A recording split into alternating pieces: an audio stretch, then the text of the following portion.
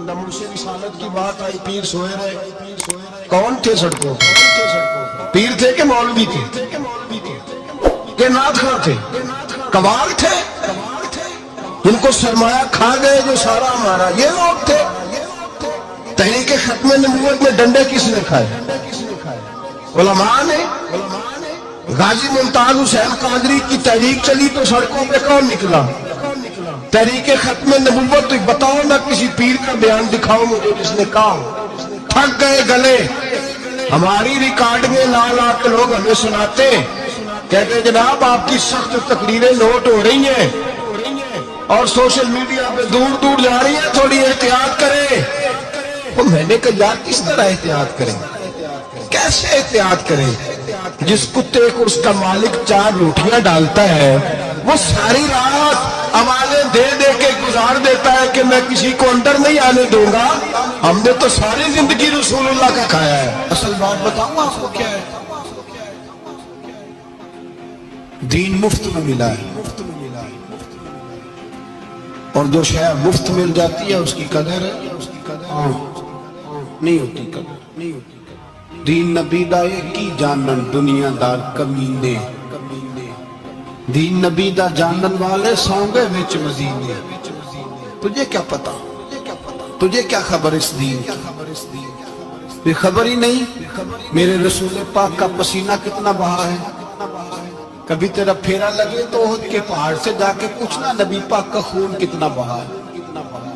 کبھی ٹائم ملے نا ملک شام جا اور حضرت بلال کی قبر پہ کھڑے ہو کے پوچھ دین کتنا کی، اور پھر اس سے زیادہ بات پوچھنی ہو نا کبھی تو مدائن جا، حضرت سلمان فارسی کے مزار کے پاس ان سے پوچھ دین کی قیمت کتنی ہے۔ وہ تجھے بتائیں گے کہ کئی 100 سال لگ گئے نبی پاک کی قدموں میں پہنچنے، 100 سال، کئی 100 سال۔ اور اگر پھر بھی تجھے تسلی نہ ہو تو جنت البقیع میں جا اور سیدہ طیبہ طاہرہ حضرت فاطمہ الزہرا سے پوچھ، ان سے پوچھ بی بی اس دین کی قدر کیا ہے۔ وہ تجھے بتائیں گی کہ جب دین کے چہرے پہ سرخ رنگ بھرنا تھا تو میں نے حسین کا خون دے کے بھرا۔ وہ تجھے بتائیں گی کہ اس دین کو جب پیٹ کرنا تھا تو میں نے جناب علی اصغر کے بازوں کے ساتھ مصوری کی ہے۔ وہ آسان سمجھ رکھا ہے لوگوں نے، آسان سمجھ رکھا ہے، تا تم کٹ گئے۔ اور آج اٹھنے والا صوفی اور درویش کہتا ہے سارے ایک ہی ہیں، سارے اسی کو مانتے ہیں۔ جس سیاستدان کا دل کرتا ہے وہ جا کے مندروں میں پوجا کراتا ہے، جس کا دل کرتا ہے وہ جا کے ہندوؤں کی ہولی اور دیوالی میں شریک ہو جاتا ہے۔ سب ایک ہی ہیں۔ اگر ایک ہی تھے تو حسین کا علی اصغر کیوں شہید ہوا؟ اگر سب ایک ہی تھے تو جناب علی اکبر کیوں شہید ہوئے؟ سارے ایک ہی تھے تو پھر ٹھیک ہے مست رہنا چاہیے تھا۔ یہ مذاق ہے اتنی قربانیاں، شرم ہی نہیں آتی بات کرتے ہوئے۔ جاگو اور اپنے دین کو سمجھو۔ میرے رسول پاک علیہ السلام نے جو دین دیا اس میں تسلب ہے، تسلب، کفر سے بیزاری۔ کتنی بیزاری؟ حضرت ام حبیبہ رضی اللہ تعالیٰ ام المومنین ہے، یہ ہماری اماں ہے۔ ماؤں کے نام تو بچوں کو آنے چاہیے نا، یہ مومنوں کی ماں ہے، ابو سفیان کی بیٹی ہے۔ حضرت ابو سفیان رضی اللہ تعالیٰ عنہ کی بیٹی نبی پاک کی زوجہ ہیں، جناب امیر معاویہ رضی اللہ تعالیٰ عنہ کی سکی بہن حضور کی زوجہ تھی، بہت بڑے امیر باپ کی بیٹی۔ مدینے جب آئیں تو نبی پاک کے گھر میں غربت دیکھی، آزمائش دیکھی، کئی کئی دنوں کے فقر اختیاری کے جلوے دیکھے۔ ابو سفیان ایک مذاکرات کے سلسلے میں مدینے آئے اور کہتے ہیں میں نے سوچا سیدھا اپنی بیٹی کے گھر جاتا ہوں، تو کہتے ہیں میں حضرت ام حبیبہ کے صحن میں داخل ہوا تو چارپائی پہ بستر بچھا ہوا، اور ام حبیبہ ایک سائڈ پہ بیٹھ کر تو سوئی دھاگے کے ساتھ بھی کام کر رہی۔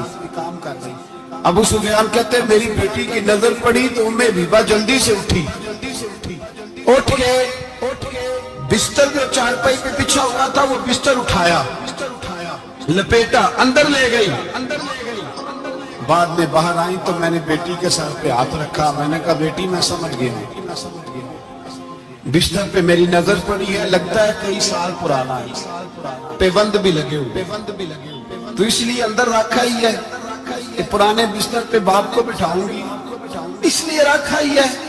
تو بیٹی امیر گھر سے آئے تو غریب گھر میں اس کی شکایتیں ختم نہیں ہوتی, پر دین کے ساتھ تسلط ام المومنین کا, پختگی اور کفر سے بیزاری.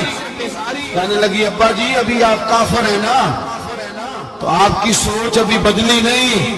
میں اس لیے نہیں بستر اندر رکھ کے آئی کہ آپ کے قابل نہیں تھا, میں تو اس لیے رکھا ہوں کہ وہ میرے نبی کا پاک بستر ہے اور آپ ناپاک ہیں.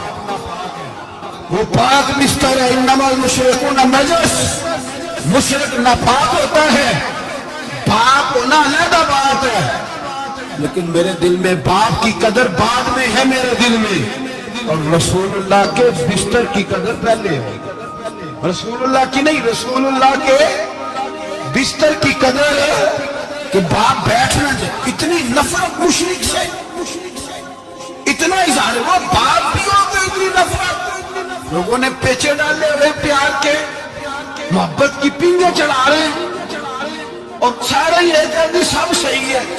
اور ہمارے دلوں میں نرمی, ہمارا اپنا جوان باہر جاتا ہے, وہ یہ نہیں دیکھتا کہ میں جس سے شادی کرنے لگا ہوں نیشنلٹی زیادہ ضروری ہے کہ ایمان, پیسے زیادہ ضروری کہ ایمان, دین زیادہ ضروری کہ دولت.